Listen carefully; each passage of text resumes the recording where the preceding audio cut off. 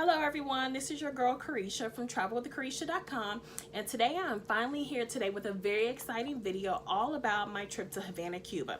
Now, I already did a video where I put together a vlog, I guess you can say. I put together as many videos as I could about the trip, and I know it wasn't the greatest, but bear with me because I promise my video skills are improving.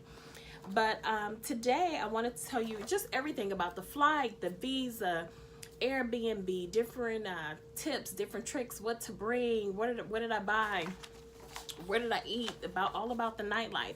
So I want to give you that information so that when you go to Havana, you can have an enjoyable trip, because my trips normally go pretty smooth without any error. I don't have many issues because I do a ton of research. So I want to make it easier for you so you don't have to do as much research as I did and you still have a blast. So let's dive right into it. First of all, I'm going to start with the flight. Any trip I take, the first thing I do is book my flight, because if you can't get there, you're not going anywhere. So for Cuba, I booked through American Airlines because they had the times that I needed. I needed to leave at a certain time and I wanted to get there at a certain time, and I really couldn't compromise on that. So I booked through American Airlines. For Cuba, you pick 12 reasons. They are sanctioned, so we have 12 reasons. I outline all of them on my website when I post my Cuba blog. But for just video purposes, I'll name a few. We have like religious purpose, journalism, going to visit family, things of that nature. I chose support of the Cuban people, and that is exactly what I did. I would suggest if you choose that reason to do the same and have details, outlining that just in the event that you were ever asked about it. So that was my reason. And I paid for my flight. I want to say my flight was right at $500 round trip, which worked for me because, like I said, I needed certain times, and that was that. When I got to, so we'll just move right on to visa, since that's kind of basically ties into the flight. When I got to Miami, because you fly out of, I flew out of Miami. It's an hour flight from Miami to Cuba. Actually, it's like 50 minutes into Havana. I got my visa literally right before I got on the flight, so I didn't get mine in advance. My visa was $100 with different airlines. I know some airlines have it for only like maybe $50. You can get it in advance, or you can get it, I mean, literally at the gate before you step onto the plane is where you get the visa, that area. And it didn't take, maybe 5 minutes. He filled out the information, gave me my visa, and I sat back down and waited on the plane to load, because we didn't load right then. So that was a really smooth process. No questions. It worked. I handed him the money. He handed me the visa. So that was that. I decided to take a carry-on because I didn't want to have a lot of luggage when I got off. I like to just get right to it. Sometimes if it's a shorter trip, I don't have time to wait on luggage, and I really didn't know how that process was going to be. I didn't want to take a chance with them losing my luggage, so I did a carry-on. That's it. As soon as I got off the plane, I was ready to go. You do have to fill out a medical form and then your customs paper. You literally hand that to them, go through security screening, give them your medical form, and you are out the door. So that goes right into transportation. I didn't arrange any transportation pre-travel. I knew that I can pay for a cab at the airport. I thought that worked pretty good. So for me, my ride from the airport to where I stayed at the Airbnb was $30. I paid a cab driver $30. And it was pretty smooth. He was pretty cool. He told me a lot about Cuba during our drive, and I had a good time. He actually took me to the bank as well. So I'll talk about currency. What I decided to do, I decided to take, now keep in mind, make sure you take all the money you need, because you cannot get more money while there are US-based credit and debit cards that don't work in the machines. They have ATMs and things of that nature, but like I say, US-based cards don't work at this time. So take all the cash you think you will need, because you will be SOL, looking really sad and begging someone to help you and pleading your case with the US Embassy if you run out of money, because you'll need somebody to send you a Western Union or something of that nature.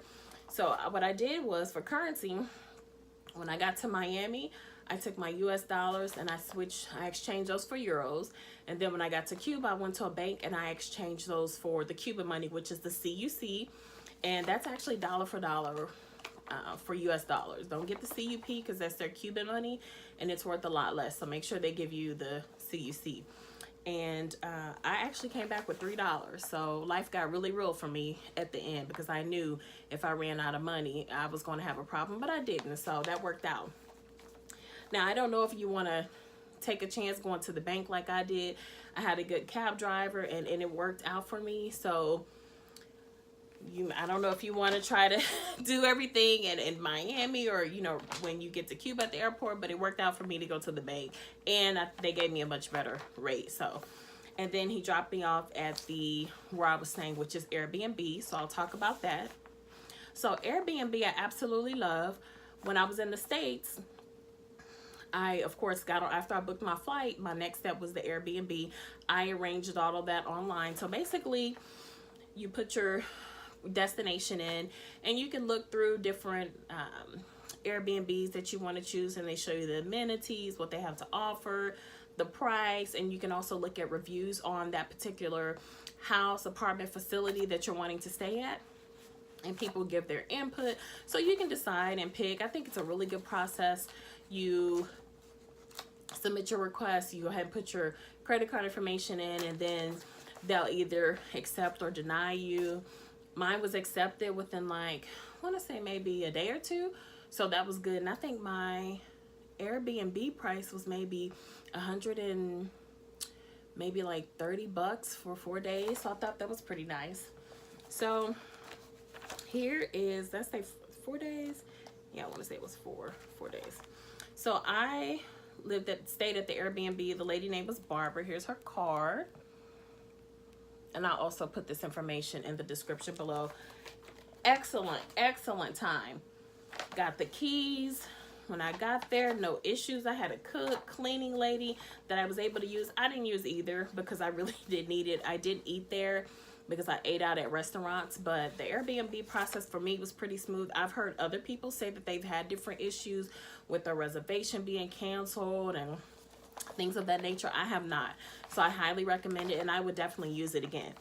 So that, if you have any questions about that, let me know, and I'd be happy to answer anything else you want to know about that. So yes, I do have notes because I don't want to leave anything out for you guys. So next, I want to discuss Wi-Fi. Okay, can we talk about Wi-Fi? Because I'm addicted to my phone. And if you guys are anything like me, we are always on our phones. So it's a little bit different there because they are in the 1950s, and that's okay because they make up for historically and culture and history, but the Wi-Fi is lacking. So they don't have Wi-Fi everywhere. So you go to a hotel that has Wi-Fi or a Wi-Fi park. When you go to a Wi-Fi park, there are literally people everywhere, like on benches, like everywhere, standing. It's like a club scene because everybody's on the Wi-Fi, but it's okay. So basically what you do is you'll have a login and a password similar to that. That's my Wi-Fi card. And this is used up, guys, so it doesn't. And this was good for like an hour of Wi-Fi. So you first have to go to an area that accepts it, Wi-Fi, and then you'll log in using your code, and you sit there and you're on the internet, and it works out. And mine was good for an hour. So I have so many of these cards, guys. I've lost some of them. I think I ended up having like maybe 5 or 6, and I ran into some people who didn't even know how the Wi-Fi worked. They didn't get on the Wi-Fi the whole time because they couldn't figure it out. And I remember watching the Kardashians, and they were like, they went 3 days without Wi-Fi. I'm like, guys, you can get on. Well, get on the internet. You just have to. Oh, and it says here 1 hour. So my cards were 1 hour cards. But it worked out. And I think one card was like, oh, I forgot the price. I don't know, maybe like, like $4 or $5. So they're really cheap. And it works good because instead of being on my phone connected to the internet all day like I would be at home, I was living life. I wasn't thinking about a phone or any of that. So I thought it would be really hard, but it works out. So that's what you do. Where my Airbnb was, there was a hotel at the end of the street. So I would walk to the hotel, sit down, use the Wi-Fi, do what I need to do, contact people, upload, and then I would, go on about my day. So that's how that works. Now let's just get into things to do. So there is so much to do in Cuba. I had the most amazing time. I want to talk about 3 tours that I did through Urban Adventures. One is I did the religion tour, the car tour, and the walking tour. The religion tour, guys, it is absolutely epic. You have to do this tour. So they take you to Caillon de Hamel. That's the meeting point. I hope I said that right. And she gives you a rundown from like beginning to end. I don't want to give you any of the history because I don't want to mess that up. But it was absolutely mind-blowing. And I will let you guys book that tour. I think it was like, each tour was like $30 through, like I said, through Urban Adventures. And they were all good. But that religion tour, you don't go to Cuba and not do that tour because it was mind-blowing. And they give you, like, you have a drink at the end, and she gives you a little gift. She was so sweet. I got some video footage of her that I posted. The lady that I had, I can't recall her name, but she was so kind. Then after that, I did the walking tour was next. No, I did the car tour. No, it was the walking tour. My goodness. So the walking tour was pretty cool. They took you all around old Havana. I mean, you went to Plaza de Revolution, like Revolution Square, which is a cool little area. Went to the cathedral, just a lot of different places. I got to see Miss Esperanza, the mother of Cuba, as they call her. If you see her, really pretty skin and always has a cigar in her mouth. I got to take pictures with her. If you follow me on Instagram or Facebook, you've seen those pictures. She was so sweet, just showered me with kisses, just took us all over. We had a bite to eat at a restaurant that I want to talk about when I get to the food. And I just had an amazing time. I'm not going to lie. This walking tour was 3 hours. My feet were hurting. So yeah, it wore me out because it's already so hot in Havana. But it worked out. I had an amazing time. I had a really good tour guide. And she just got to teach me a lot. She talked about her wage, how much she made as a teacher. And that was like $30 a month. And how the salaries are really low. But they're so, happy people. And so it was just a pleasure to really get to meet her and get to talk to her about different things. But the walking tour was really nice. Then after that, I took a little break and then we did a car tour. So I really enjoyed that because obviously you cannot go to Havana. I know it's super touristy, but you cannot go and not do the car tour. So we got to ride around in one of the older cars, which I had already done, but this was just a different twist to it because they took you to the Plaza of the Revolution again. And then we went to like a forest. If you saw my video that I posted, the Cuba vlog, that's the forest that I'm walking in. So that was pretty cool. And then he took us to, can't remember the name of it. Oh, Hotel Nacional, and we had a drink. I got something to tell you about that when I get to the food and drinks, because we had a drink that was amazing. So those are the tours. Other things to do, I would go to Fusterlandia. Absolutely amazing ceramic arts, just beautiful colors everywhere, just the most amazing art you've seen. And you go there and you take all these wonderful pictures. It's gorgeous, guys. You have to see it. I'm going to try to put together some pictures for you because my vlog, I didn't include pictures, but you got to go to Fusterlandia. I hope I'm saying that right. If you go, Ernest Hemingway house, the writer. So we got to tour his house. I think it was like $3. It's open from like maybe 10 to 4. They give you a really nice tour. I thought that was pretty cool. Beaches. So of course you cannot go without going to Veradero. And I also went to Santa Maria del Mar. Let me tell you about Veradero. Absolutely gorgeous. It's one of the prettiest beaches I've been to. One thing about me, I cannot go on a vacation and not find a beach. I love the beach. Well, I can, but I don't like to. I fall asleep on the beach. I can sit at the beach for hours. So if you go to Veradero. Amazing beach. So also, I forgot to tell you guys, I took salsa lessons. So Salsa Express. So if you watch my vlog, that is where I am doing the salsa lessons. And they were absolutely amazing. I want to say I won't focus. I'm sorry, guys. Won't focus. But I'll list the information below.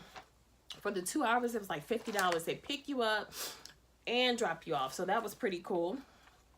Also, I went to John Lennon Park. So it's not a whole lot going on. It's a nice park. They have like a John Lennon bench that I sat on and took some pictures. If you follow me on Instagram, I think I posted them there. What else? Oh, so let's get into nightlife. So a couple places I went that I thought was pretty cool. Obviously, Tropicana. How can you go and not go to Tropicana? Yes, it's touristy. And I know you guys don't like touristy things. But it's pretty cool. It's a cabaret. They dance and they have on these beautiful, pretty dresses. They'll invite you up to dance with them like they did me. I always get picked to do things everywhere I go. Is there something about me? What is it? Tell me what it is, guys. Why do I always get picked on? But it was really nice. I had dinner prior to the show, and so I would definitely suggest it. And I also went to a club, 1830. Now this was a good time. There were mainly Cubans there, which for me was what I like to see. Obviously I love being around my people, but I like going, when I travel, I like to go places where I can really experience the culture, and that was pretty cool. There weren't a lot of tourists there. They had drinks. They had two performers, Tanya Bendejo, and then another guy, I don't know his name, but if you watch my vlog, you can see both of them there, and you can tell me the name, I'm sure. But it's pretty cool. They danced, they partied, we laughed, we had a good time, we had drinks. I think they had like some appetizers, and oh my goodness, it was such a good time. We didn't leave till like really, really late. But the only thing I didn't like is they made you, like if you had a really big back seat, when I travel, I carry like a small crossbody, and there's a reason for that. The two girls I was with, I met them when I was there. I traveled to Cuba by myself, but I met them when I was there, and they had, to me, what I would think were big purses, and they wanted to check their bags, and they kind of didn't want to do that, obviously, because their passports were in the bags, but they ended up giving in because they were kind of assured that everything would be okay. I kept my passport with me in my purse. I don't remove myself from my passport. I keep it with me at all times. That's my policy. That's what I do. I don't care where I am. If I have to turn you over my passport, 9 times out of 10, I probably will just figure something else out. And there are only a couple exceptions to that rule. And I have something else to tell you guys about that when I went to Africa, what happened. But that's a whole nother video. That may be a good story time. But anyway, so 1830, nightlife, if you're looking for a club. We just happened to luck up and those two artists were there because we didn't know they would be there. So that was a good time. Let's get into food. 3 restaurants. Obviously, you got to go to San Cristobal. So that's in Central Havana, and it was absolutely delicious. This is the restaurant Obama went to, so a lot of people talk about it. Beyonce and Jay-Z went. The Kardashians went. We all love the Kardashians. So it was really good. Now, what I did is I made my reservation prior to going. And it wasn't really required because my reservation was on a Saturday at 6 o'clock. And I was like, there was maybe one other person there. I don't know if maybe it was an early reservation or what, but yeah, I could have just walked in. But it was really good. The food was good. They gave me a nice drink. They showed me the room where Obama sat. They showed me his pictures. They showed me the room where they showed me the pictures of Beyonce and Jay-Z. Showed me where they sat. They showed me where the Kardashians sat. I don't think they had pictures of Obama and Beyonce and Jay-Z. I don't think I remember seeing any pictures of the Kardashians, if I'm not mistaken. They did show you the room where they sat though, which was 2 separate rooms, but they do call the room where Obama sat the Obama room. So I thought that was pretty cool. So I highly recommend San Cristobal. I also went to another restaurant I want to tell you guys about, Cafe Paris. So when you go to Cuba, you want the experience of eating your food and having the dancers and having the music. Go to Cafe Paris, because if you look at my vlog, that's where I was when the gentleman was singing to me. They had a band, they had instruments. It was absolutely amazing. So it was just a good time. It is full of tourists, which is fine to me because the food was good, the music was good, the instruments, and there were people standing up all around outside because I think they were maybe serving drinks outside, and then people just wanted to hear the music. It was a good time. So that was Cafe Paris. And then I also wanted to talk about another place, Specials Art Pub. I enjoy this place because when I travel, sometimes no matter how good the food is, it's not that it's anything is wrong with it, but it just tastes different than what you're used to. So don't get me wrong, the food was absolutely delicious everywhere in Cuba, but at some point I got to the point where I was like, I want some food that tastes like American food. So that's what Specials Art Pub was. I had the most delicious sandwich. It was like a chicken and bacon. If you follow me on Instagram, right, you see I keep referring to follow me on Instagram, Miss Carisha. You will see the sandwich that I had there, and it was delicious.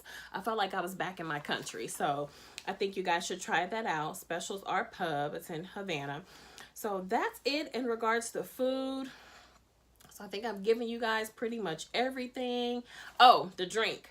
Hotel Nacional has a drink. Mojita of the Mafia. Let me tell you guys something. For one, Cuba took the drink to a whole nother level. The mojito is just delicious, but the mojito of the Mafia, I can't even tell you what's in it. The guy told me. I wish I would have written it down, because so many of my friends have asked me so that I can, you know, remake the drink. Insane. Absolutely insane. Go have you one if you go. Do not go there and not get a mojito of the Mafia. So guys, I think that is pretty much it. Oh, what to bring, guys, please bring an umbrella, because it is hot. Sunscreen, you will need sunscreen, because the sun is beaming, and I actually burn. My skin actually burns pretty bad. Crazy, right? But yeah, so I wear sunscreen. I believe in wearing sunscreen, so I'm telling you to bring sunscreen. Also, bring all the money you think you'll need, because like I said, if you run out, you're SOL. Oh, wipes. So one night I was getting ready to go out. Me and my friend, I met a Cuban girl there too, Rachel. Amazing, best friends to this day. We were going out one night, and the water in Havana was done. So yeah, let's just say, I'm not going to go into that, but bring some wipes, because you just never know. Bring personal wipes, bring hand wipes, bring sanitizing wipes, bring some sanitizer, because guess what? If the water is out and you go out, what do you think that means if you have to use the bathroom and wash your hands? Hey, I'm just saying, it's just one of those things.